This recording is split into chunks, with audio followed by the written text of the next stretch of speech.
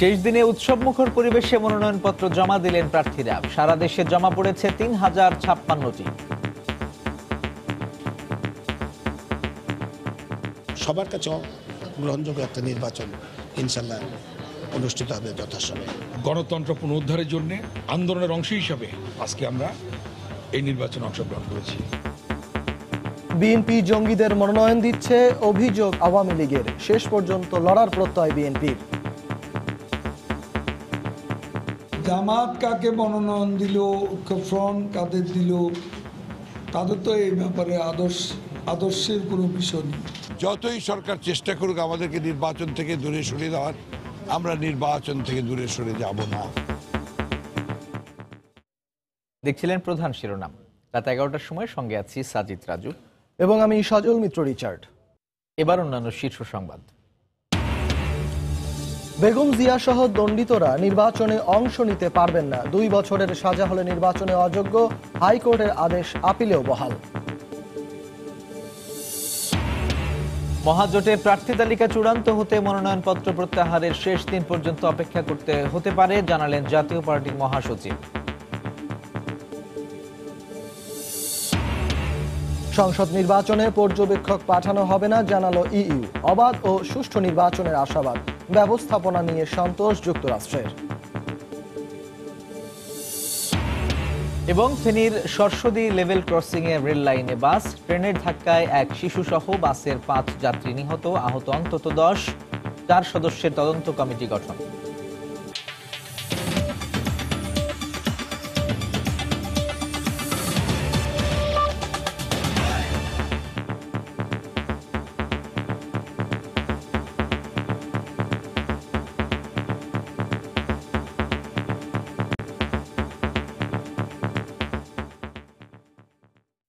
একাদশ জাতীয় সংসদ নির্বাচনে মনোনয়নপত্র জমা দেওয়ার শেষ দিনে উৎসব মুখর পরিবেশে ঢাকার 20টি আসনের মনোনয়নপত্র জমা দিলেন মহাজোট প্রার্থীরা।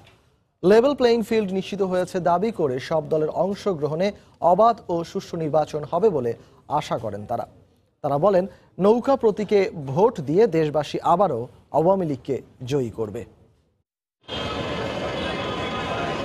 মনোনয়নপত্র জমা দেওয়ার শেষ দিন, তাই সকাল থেকে কর্মব্যস্ত ঢাকা জেলা রিটার্নিং কর্মকর্তার কার্যালয় এবং ঢাকা বিভাগীয় কমিশনারের কার্যালয়। এই 2 কার্যালয়ে ঢাকার 20টি সংসদীয় আসনে নির্বাচনে অংশ নিতে মনোনয়নপত্র জমা দেন আওয়ামী লীগ প্রার্থীরা।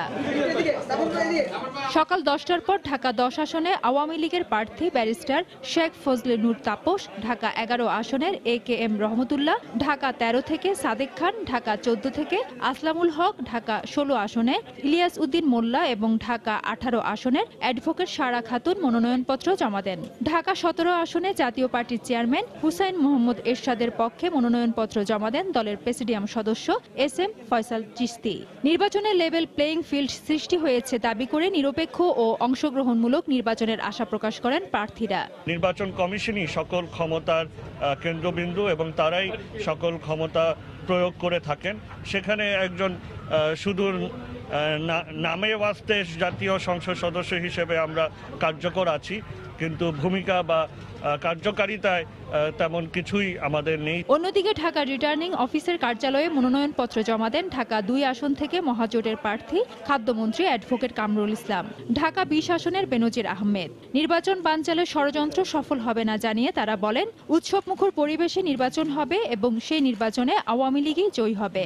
নির্বাচনকে প্রশ্নবিদ্ধ করার জন্য যতই চেষ্টা করা হোক না কেন, জনগণ স্বতঃস্ফূর্তভাবে এবং অত্যন্ত গ্রহণযোগ্য এবং সবার কাছে গ্রহণযোগ্য একটা নির্বাচন ইনশাল্লাহ অনুষ্ঠিত হবে যথাসময়ে।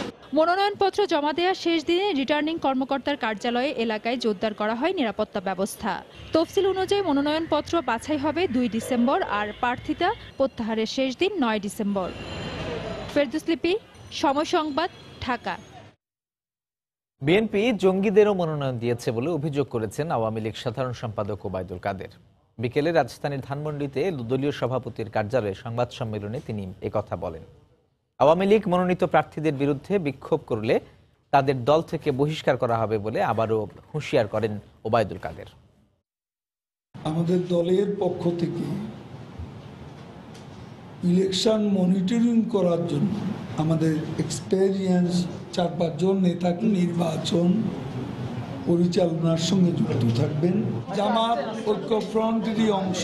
জামাত কাকে মনোনয়ন দিল, ঐক্যফ্রন্ট কাদের দিল, তাদের তো এই ব্যাপারে আদর্শের কোনো বিষয় নেই। আমরা বলতে পারি আমাদের দল থেকে আমরা এ ধরনের কোনো মনোনয়ন আমরা দিইনি। বিএনপি জঙ্গিবাদের পৃষ্ঠপোষক।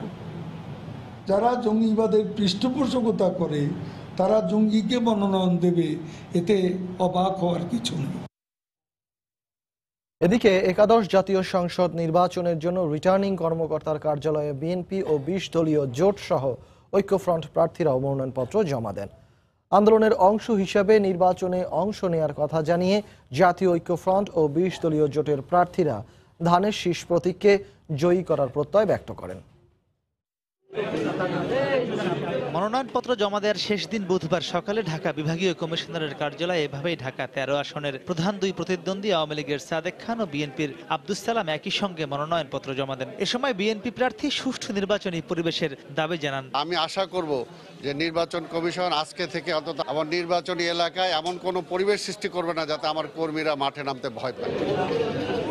ঢাকা মেট্রোপলিটনের অন্তর্ভুক্ত ঢাকা 4 থেকে 18 পর্যন্ত 15টি আসনে বিএনপি ও 20 দলের শরিক সহ ঐক্যফ্রন্টের প্রার্থীরা বিভাগীয় কমিশনারের কার্যালয়ে তাদের মনোনয়নপত্র জমা দেন। এ সময় ঢাকা 6 থেকে সাবেক ফুটবলার আমিনুল ইসলাম ও ঢাকা 12 থেকে সাইফুল আলম নীরব সহ বিভিন্ন আসনে বিএনপির নেতারা মনোনয়ন জমা দেন। একই সময় ঢাকা 15 থেকে ডাক্তার শফিকুর রহমান ও ঢাকা 18 থেকে সাইফুদ্দিন আহমেদ 20 দলের হয়ে মনোনয়ন জমা দেন। এছাড়া ঐক্যফ্রন্ট থেকে মনোনয়নপত্র দাখিল করেন ঢাকা 6 সুব্রত চৌধুরী, ঢাকা 7 মোস্তফা মহসিন মন্টু ও ঢাকা 12 থেকে মোজাম্মেল হক। 20%ও যদি ফেয়ার ভোট হয় তাহলে বিএনপির জয়কে কেউ আটকায় রাখতে পারবে না। প্রত্যেকের ভোট দেওয়ার সুযোগটা পাক এবং সাধারণ মানুষের পক্ষে সরকার গঠিত হোক। যদি জনগণের ভোট দেওয়ার পরিবেশ তৈরি হয় তবে জনগণ এই পরিবর্তন চায়। এদিকে একই সময় ঢাকা জেলা রিটার্নিং কর্মকর্তার কার্যালয়ে ঢাকা 2 আসন থেকে বিএনপি মনোনীত প্রার্থী আমানুল্লাহ আমান ও তার ছেলে ব্যারিস্টার ইরফান মনোনয়ন জমা দেন। একই সময় মনোনয়নপত্র জমা দেন ঢাকা 3 থেকে গয়েশ্বর চন্দ্র রায়, ঢাকা 19 থেকে দেওয়ার মোহাম্মদ সালাউদ্দিন ও ঢাকা 20 থেকে তমিজুদ্দিন ও ব্যারিস্টার জিয়াউর রহমান খান। এ সময় বিএনপি প্রার্থীরা বলেন, জনপ্রিয়তা ঈর্ষান্বিত হয়ে সরকার মামলা দিয়ে তাদেরকে নির্বাচনের বাইরে রাখার ষড়যন্ত্র করছে। আমরা এই নির্বাচনে এসেছি গণতন্ত্র পুনরুদ্ধারের জন্য, তিনবার প্রধানমন্ত্রী দেশনেত্রী বেগম খালেদা জিয়ার মুক্তির জন্য।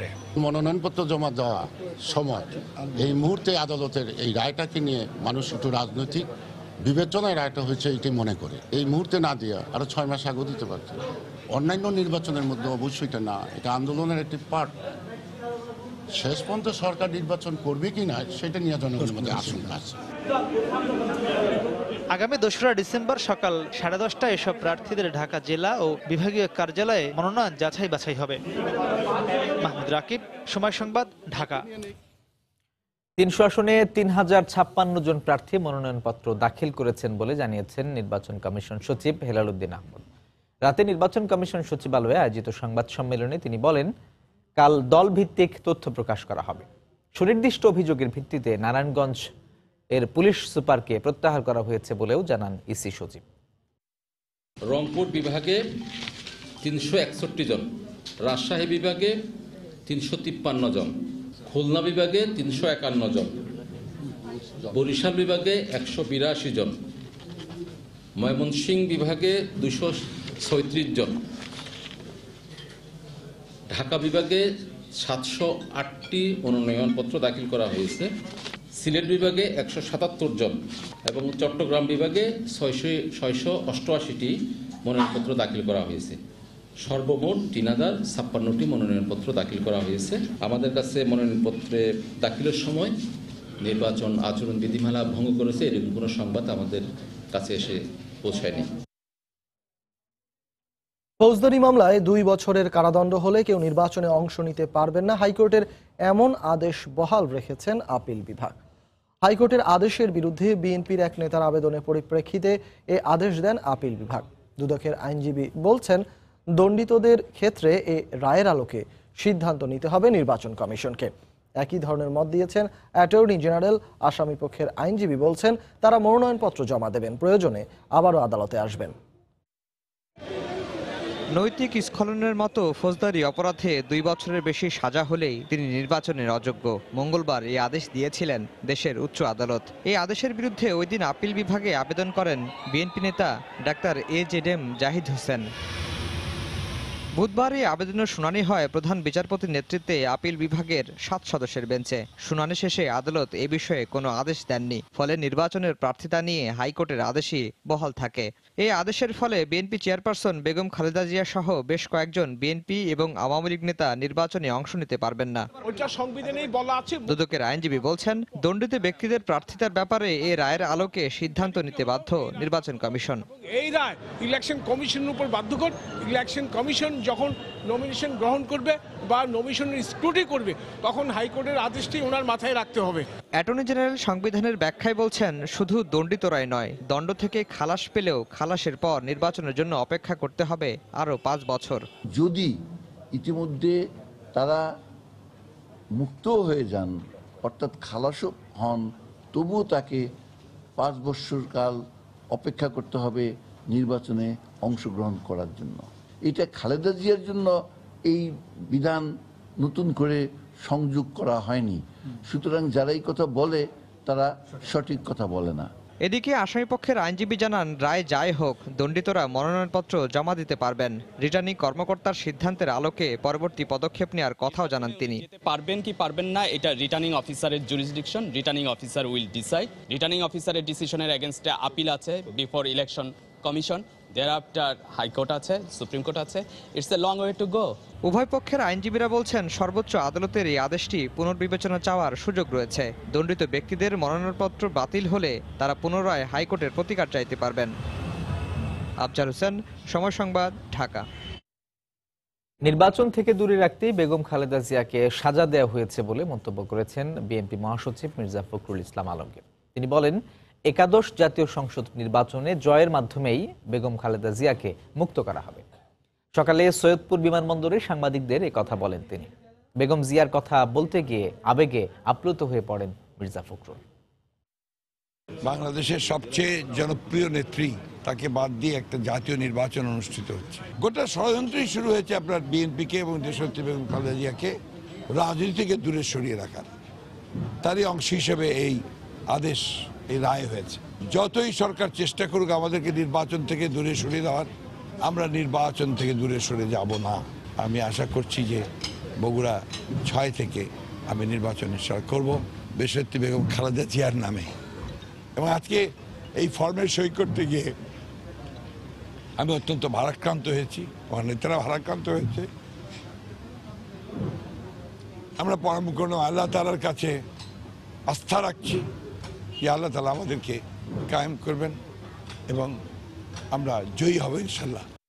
একাদশ জাতীয় সংসদ নির্বাচনে পর্যবেক্ষক পাঠাবে মার্কিন যুক্তরাষ্ট্র। দুপুরে আওয়ামী লীগ সভাপতির রাজনৈতিক কার্যালয়ে মার্কিন দূতাবাস কর্মকর্তাদের সঙ্গে বৈঠক শেষে একথা জানান প্রধানমন্ত্রীর রাজনৈতিক উপদেষ্টা HT ইমাম। তবে দুপুরে নির্বাচন কমিশনের সঙ্গে বৈঠকের পর ঢাকায় নিযুক্ত ইউরোপীয় ইউনিয়নের রাষ্ট্রদূত রসঞ্জে তেংরিং আবারও জানিয়েছেন, পর্যাপ্ত প্রস্তুতি না থাকায় এবার পর্যবেক্ষক পাঠাতে পারছে না EU। সবশেষ 2008 সালে খ্রিস্টান সম্প্রদায়ের বড়দিনের উৎসবের 3 দিন পর অনুষ্ঠিত নির্বাচনে প্রায় 800 বিদেশি পর্যবেক্ষক এসেছিলেন। প্রায় একই সময়ে অনুষ্ঠিত এবারে নির্বাচনে কি আসছেন বিদেশিরা? নির্বাচন কমিশনের আমন্ত্রণ থাকলেও এই ইস্যুতে একাধিকবার নিজেদের সীমাবদ্ধতার কথা জানিয়েছেন পশ্চিমা দেশগুলোর সংস্থা ইউরোপীয় ইউনিয়ন। বুধবার কমিশনের সঙ্গে বৈঠকেও একই কথা EU রাষ্ট্রদূতের কণ্ঠে। একটি পূর্ণ নির্বাচনী পর্যবেক্ষক দল পাঠাতে হলে বেশ কিছুদিন আগে থেকে প্রস্তুতি নিতে হয়। আমাদের কাছে অন্যান্য অংশীদার দেশগুলো থেকেও নির্বাচনী পর্যবেক্ষক পাঠানোর চাপ রয়েছে। ফলে অগ্রাধিকার ভিত্তিতে ইউরোপীয় ইউনিয়ন হেডকোয়ার্টার বাংলাদেশের নির্বাচনে পর্যবেক্ষক না পাঠানোর সিদ্ধান্ত নিয়েছে। বাংলাদেশের নির্বাচনে অংশ নিচ্ছে সবগুলো রাজনৈতিক দল। আমরা আশা করি এই নির্বাচন অবাধ ও সুষ্ঠুভাবে সম্পন্ন হবে। একই সময়ে ধানমন্ডির আওয়ামী লীগ সভাপতির কার্যালয়ে আসেন মার্কিন দূতাবাসের কর্মকর্তারা। পর্যবেক্ষক পাঠানোর ব্যাপারে দেশটি কথা দিয়েছে বলে জানান প্রধানমন্ত্রীর রাজনৈতিক উপদেষ্টা। আমাদের মাননীয় প্রধানমন্ত্রী, আমাদের জননেত্রী শেখ হাসিনা, দলের সভাপতি, তিনি যে নির্বাচন সম্পর্কে যে সমস্ত কথা বলেন, এই আদর্শগুলোই আমেরিকানরাও ধারণ করেন। তাদের সঙ্গে আমাদের মতের যথেষ্ট মিল আছে। গণতান্ত্রিক পরিবেশ সৃষ্টিতে আমরা সকলেই একসঙ্গে কাজ করব। আমেরিকা থেকে অনেক অবজারভার আসবেন, আমরা তাদের কাছে বলেছি যে দেখো অবজারভাররা যেখানে যাবেন তাদের নিরাপত্তা বিধান করা আমাদের দায়িত্ব। তারা বলছেন যে বাংলাদেশে অবজেক্টিভ ভালো পরিবেশ বিরাজ করছে। নির্বাচনে সব দলের অংশগ্রহণকে মার্কিন কর্মকর্তারা ইতিবাচক হিসেবে দেখছেন বলেও জানান এসটি ইমাম। যত রকমের ইহসান জুয়েল, সময় সংবাদ, ঢাকা। ফেনীর সরস্বতী রেল ক্রসিংয়ে যাত্রীবাহী বাস রেল লাইনে উঠে যাওয়ার পর ট্রেনের ধাক্কায় বাসের এক শিশুসহ 5 যাত্রী নিহত হয়েছেন। আহত হন আরও অন্তত 10 জন। খবর পেয়ে ফায়ার সার্ভিস ও পুলিশ আহতদের উদ্ধার করে সদর হাসপাতালে পাঠায়। প্রত্যক্ষদর্শীরা জানান বুধবার সন্ধ্যায় সদর বাস স্ট্যান্ড থেকে ছেড়ে আসা একটি যাত্রীবাহী বাস কৈখালী বাজার যাচ্ছিল। পথে সরস্বতী রেল ক্রসিং পার হওয়ার সময় ময়মনসিংহগামী নাসিরাবাদ এক্সপ্রেস বাসটিকে ধাক্কা দেয়। এতে বাসটি নিয়ন্ত্রণ হারিয়ে রেল লাইনের ওপর উল্টে যায়। ঘটনাস্থলেই 5 জনের মৃত্যু হয়। খবর পেয়ে ফায়ার সার্ভিস ও পুলিশ ঘটনাস্থল পৌঁছে আহতদের উদ্ধার করে সদর হাসপাতালে ভর্তি করে। রেল ক্রসিংয়ে কোনো গেটম্যান না থাকায় দুর্ঘটনা ঘটে বলে দাবি ফায়ার সার্ভিস কর্মীদের।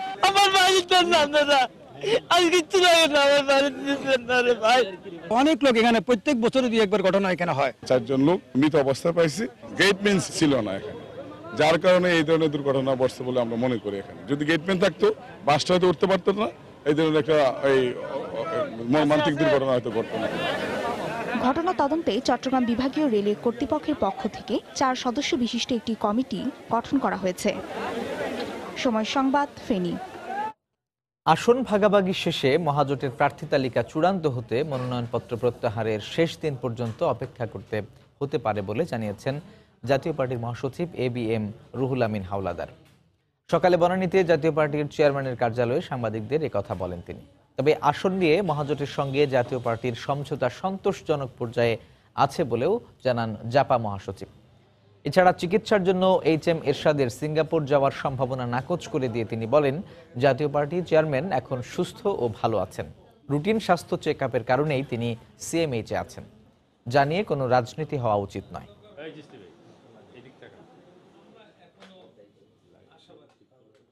আমাদের সিনিয়র চেয়ারম্যান যাচ্ছেন দেশের বাইরে, এটা অসত্য, এটা বানোয়াট, বিভ্রান্তিকর। তিনি ভালো আছেন মোটামুটি, এরকম কোনো অসুস্থতা নেই। উনি স্বাভাবিক চিকিৎসা নিচ্ছেন এবং আমি কথা বলবো যে আগামীকালকে তিনি বাসায়ও আসতে পারেন কোনো এক সময়। নির্বাচনে জয়যুক্ত হওয়ার জন্য আমাদেরকে অবশ্যই ছাড় দিতে হবে এবং আওয়ামী লীগও আমাদেরকে ছাড় দেবে। সমঝোতা একটা পর্যায়ে এসেছে, সেটা সম্মানজনক, সেটা সন্তোষজনক।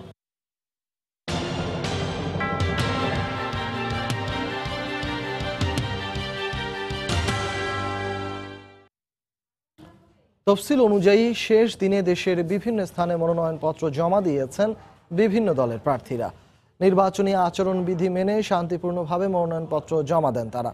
আইন শৃঙ্খলা রক্ষায় মোতায়েন করা হয়েছে অতিরিক্ত পুলিশ। ব্যুরো রিপোর্টার ও জেলা প্রতিনিধিদের পাঠানো তথ্য ও ছবি নিয়ে রিপোর্ট। বুধবার ঝালকাঠিতে মনোনয়নপত্র জমা দেন আওয়ামী লীগের হেভিওয়েট প্রার্থী আমির হোসেন আমু। ঝালকাঠির 2 আসনে বিএনপি প্রার্থী ইশরাত সুলতানা ইলেন ভুট্টোর পক্ষে মনোনয়নপত্র জমা দেন দলীয় নেতাকর্মীরা।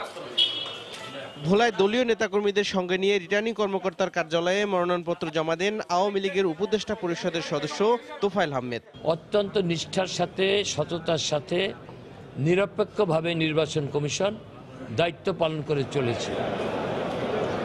চট্টগ্রাম 9 আসনে মনোনয়নপত্র জমা দেন আওয়ামী লীগ প্রার্থী মহিবুল হাসান চৌধুরী নওফেল। একই সময় বিএনপির কেন্দ্রীয় নেতা আমির খসরু মাহমুদ চৌধুরী মনোনয়নপত্র জমা দেন। সুষ্ঠু নির্বাচনের কথা যারা আওয়ামী লীগ যদি বলে, এর থেকে হাস্যকর কিছু আর হতে পারে না বাংলাদেশে। নির্বাচন কমিশন এবং সরকারি কর্মকর্তাদের ব্যবহার করে জনগণকে বাইরে রেখে ক্ষমতা যাওয়ার যে প্রক্রিয়া চলছে, এটা জনগণের কাছে স্পষ্ট হয়ে গেছে।